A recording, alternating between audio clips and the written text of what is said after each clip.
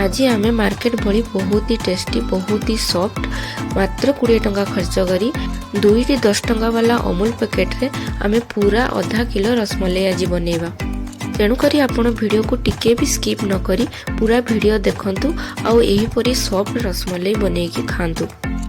आपको बनैबा बहुत ही सहज।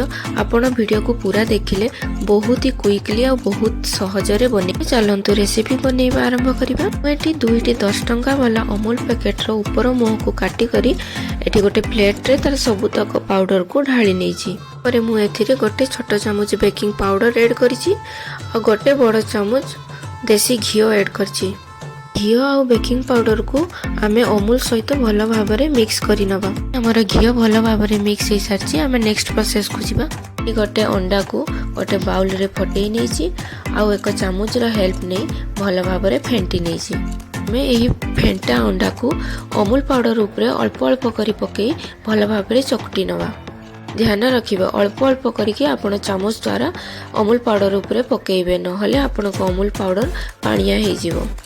आपणक हाथ रे आ प्लेट रे अमूल पाउडर बहुत अधिक लगी जाउथिबो ताले आपण हाथ को ऑयल रे ग्रीस करी भल भाव रे अटा भलिया गोटे डो बनै नेबे।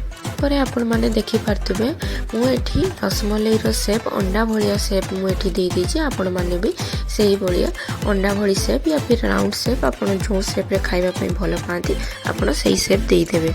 मु एठी गैस ऊपर गोटे करेई गरम कर नेची आ करेई रे गोटे ताटिया पानी देची। आपणकर पानी जेते बेला हल्का उषुम हो जिवो मु एथिरे आउ गोटे मिल्क पाउडर यूज करिछि। आपण चाहिले एथिरे क्षीर मध्ये देई पाइ। परे आमे रसमलाई रो जो बॉल गुडी को बनेइछु एथिरे आमे पकेइ दबो। मु एठी केसर रंग रो टिके फूड कलर यूज करछि।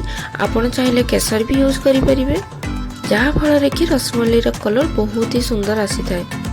मु एठी रसमलाई रो मिठा पाई कि 3 चामच चीनी यूज करछि। आपण चीनी जगह कंडेंस मिल्क भी यूज करि परिबे। माने एठी देखि पारथिबे पानी रो फुट आसला परे हमर रसमलाई सब केमिति फुली की सॉफ्ट हो जाइछि। एठी हमर रसमलाई एकदम खाइबा पई रेडी हो जाइछि। सो फ्रेंड आपण माने भी एही प्रोसेस रे घरे एही रेसिपी को बनांतु आ आपण को रेसिपी केमिति हला मते कमेंट रे निहाती जणैबे। आपण मान को जदि मो रेसिपी भल लागि थिबो तेबे मो चैनल को लाइक और सब्सक्राइब करिवे। मु आपण मान को लागि एही भली नुवा और यूनिक वीडियो नै करी आसीबी। पुणी देखा हवा हमें आउ गोटे नुवा रेसिपी सहित। सेति पर्यंत मते विदाय दियंतु। जय जगन्नाथ।